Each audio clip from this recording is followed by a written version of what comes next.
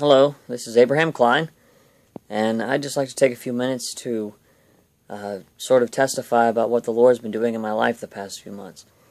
I'm guessing most of you know that are watching this, I've been in the hospital for about the past, I was 1 week away from 6 months, and I've now been out of the hospital for, as this is recording, for about a month, and it's been an adventure, to say the least, and a lot of things have happened, and just want to testify of how good God's been to me. The circumstances have not always been so great, but to have to go through this and then to see how God has worked through all of it is amazing. For those of you who don't know, I was born with a condition known as cystic hygroma, a very rare condition. They say it affects about 1% of all births, and most doctors really they don't know anything about it, and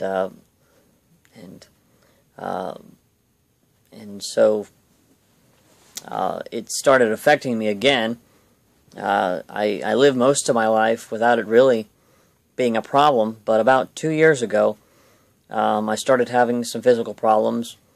I started having problems with losing blood and all sorts of problems.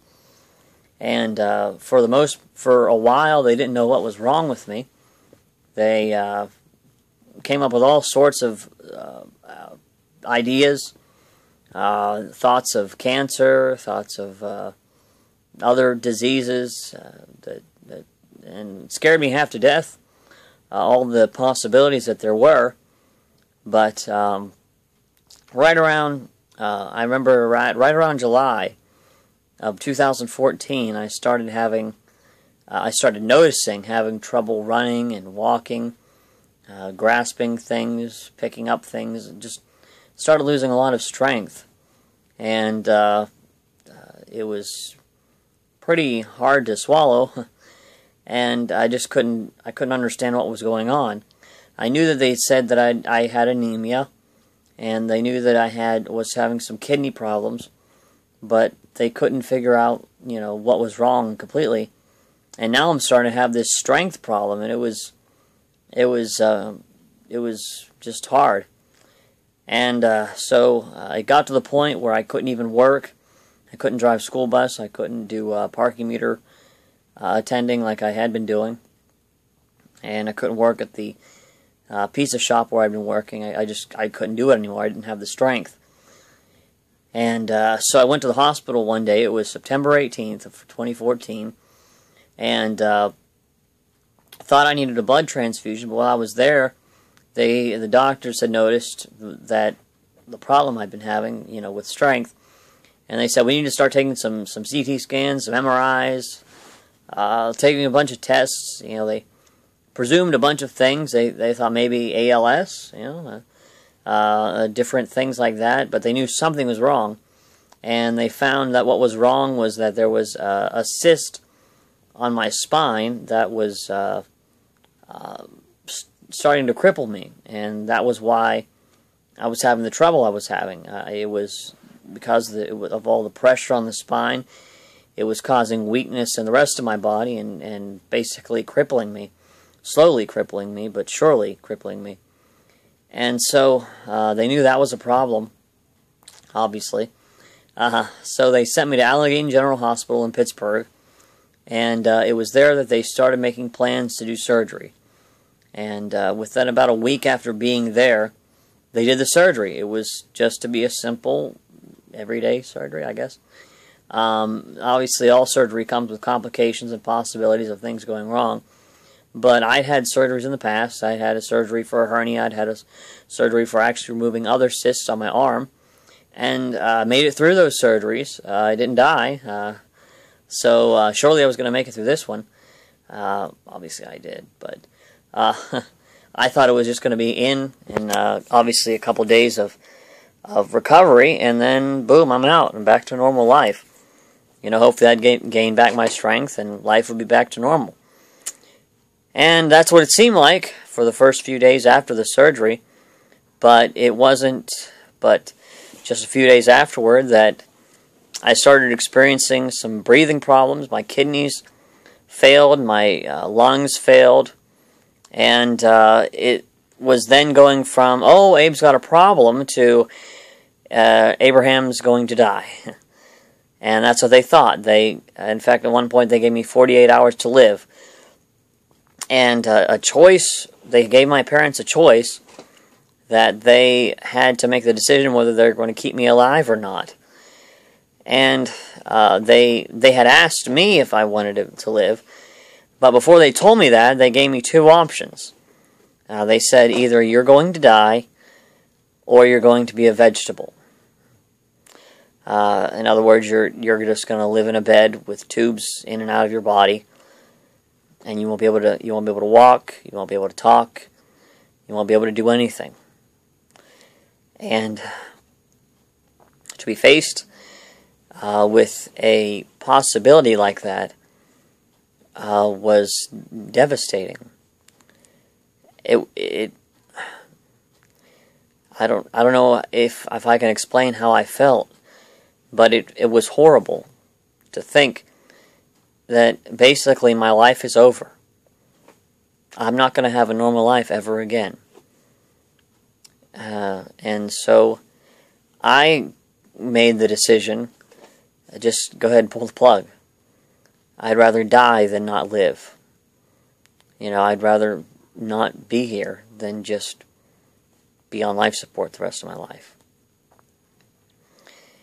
And that's not an easy decision to have to make. But that went on. They were getting ready, and it was interesting though. They came to my pastor and my pastor's wife, and they basically said, "Is he crazy? Why would he make the decision and just let us pull the plug?" And my pastor's wife said, "Well, you don't understand. He's a Christian. He's saved. And if he dies, he's going to go to heaven, and he'll have a brand new body. He won't have to worry about all the pain and sorrow and discomfort of life. He'll be fine." And the doctor didn't understand. He couldn't take that. It was more than he could handle. But they came to me again and gave the decision. Maybe they then said, maybe there's a possibility you can get better. It's just going to take a really long time. And obviously they still believed that I was going to be a vegetable the rest of my life. I was never going to have a normal life again. But they said there was a possibility. And so I said, if there's anything you can do, then I'm willing to do it. And so we went through with keeping me alive. So praise the Lord. And because miraculously I started getting better, and I know exactly why that was. It was because there were people praying. I'd heard later that there were friends of mine who went on to different social networking sites and started posting, posts about pray for Abraham Kline. Tell every Christian you know to pray. And God answered their prayer.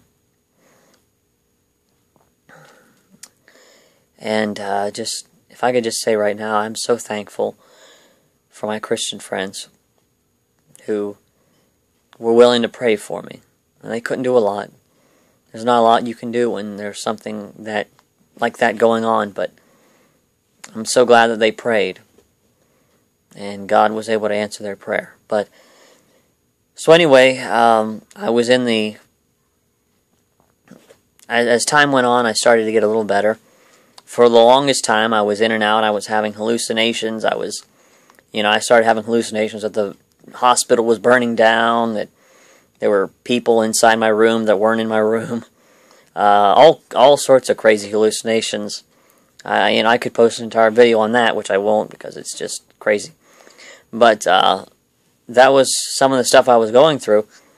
And but eventually, the hallucinations slowed down and things like that. And so I was a little bit more there. But obviously still I couldn't breathe on my own, so therefore I couldn't talk.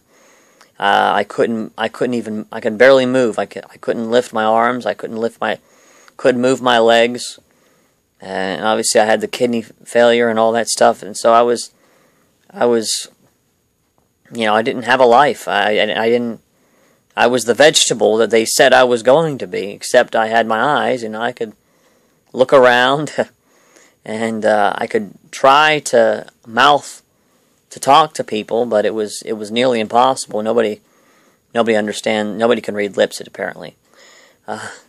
So it was a very frustrating time, but the Lord helped us through it. And and I remember thinking to myself many times, I'm a preacher. God called me to be a preacher, and I can't even talk. How am I supposed to be a preacher? And so, that goes through your mind. But eventually, they got me out of the intensive care unit, and they sent me to the Life Care Hospital of Bellevue. And I was in the Altec unit, which is for patients that are pretty much still can't do anything on their own. And I was in a bed for weeks on end. I think I was in a bed for probably a month before I ever stood up. Which, for the first time standing up, not standing up, obviously, with tons of help, for that to happen for the first time feels really weird, I'll admit. But had all these physical problems, couldn't barely move. And then, as time went on, I started to get a little bit strength in my arms. I started to get a little bit of strength in my legs. Next thing you know, I was able to stand. I was able to stand for a minute.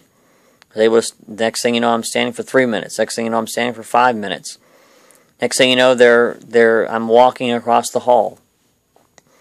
And then eventually I went from the ventilator all the time to being able to have a speaking valve and with oxygen. And as time went on, I was able to finally eat. I went almost 2 months without being able to eat. I'm sure that would devastate some people. But I went almost 2 months without being able to eat. I never ate a single thing. They would give me these little cotton swabs to quench my thirst. Yeah, it didn't do anything. It was a tease, is what it was. But as time went on, I eventually got down to the transitional care unit. And that's where they started having more therapy, having more, therapy and all that other stuff. And eventually I started being able to walk. I started being able to talk more. And this is a very quick history. It was very slow for me. But it was amazing how that in this short amount of, in this time, I was able to go from not being able to move my legs to eventually I was able to walk. Just, a little bit. I was still bound to a wheelchair for the most part. But I was able to move. I was able to walk. And eventually I went from the speaking valve with oxygen to a speaking valve, a cap with no oxygen. And I'm amazed at how God has worked in my life through that. I'm amazed how God was able to do that.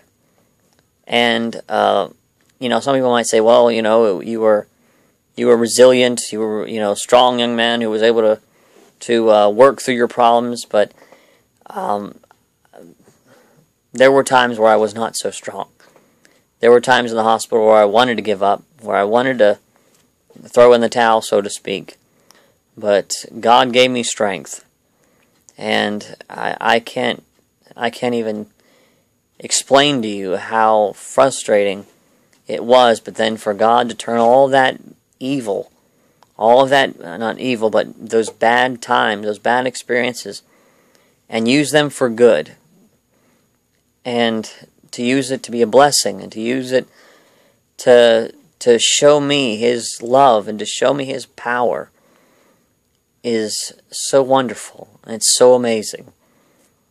And I'm now out of the hospital, and I've got a long way to go. I've still got a trach, as you can see. I'm still a little bit unsteady on my legs. I still go to dialysis. But God has brought me so far. And it is all because of the prayers and the support and the friendship of all my Christian friends, and even some that aren't. I wouldn't even call them Christian, but they're people that prayed for me. And it's amazing what God can do. One of the verses that I use to pretty much describe what has been going on in my life for the past few months is Jeremiah 33:3. God said, "Call unto me, and I will answer thee, and show thee great and mighty things which thou knowest not." And He's shown me things these past few months that I could never imagine. I mean, obviously, what I've gone through, I often thought that happens to other people. That doesn't happen to me. I live a boring life, so to speak. I don't go through serious near-death experiences like that, but I did. And then to actually have that happen, and then for God to bring me so far, that doesn't happen to people like me. God doesn't do great miracles like that in my life. It happens to other people. It happens to preachers from 100 years ago, not me. But God did it in my life. And He's been so wonderful. And I can't praise Him enough. And, you hear people say, "I thank God every day for this." Honestly, I've been thanking God every day that I've been out of the hospital. Because it's just amazing how He has worked. And I know I'm repeating myself, and I know that I'm sort of rambling on, but I can't stress it enough. And I know that there are people out there that have gone through worse things than I have. But I feel so blessed and so loved. And like I said, I know I have a long way to go. And everything could turn tomorrow. I know that. But to see what God has done in my life this far has been the greatest experience of my life. And I wouldn't trade it for anything. Oh yes, there's been times where I wish that I could walk and run like I used to. But I wouldn't trade the lessons God's taught me. I wouldn't trade the blessings I've received as a result of this. And I certainly hope that what God has used in my life would be a blessing in your life. I know many times that, often I feel like I've failed as a Christian, but if God could use something like this in my life to bless somebody else, then I feel as though there's been purpose in what's happened. And I would hope that whatever you're going through, that you would see the love of God. You would see the blessing and the good. The Bible says in Romans 8:28, and we know that all things work together for good to them that love God, to them who are called according to His purpose. And that's exactly what has happened in my life, and I thank the Lord so much. Thank you for your time.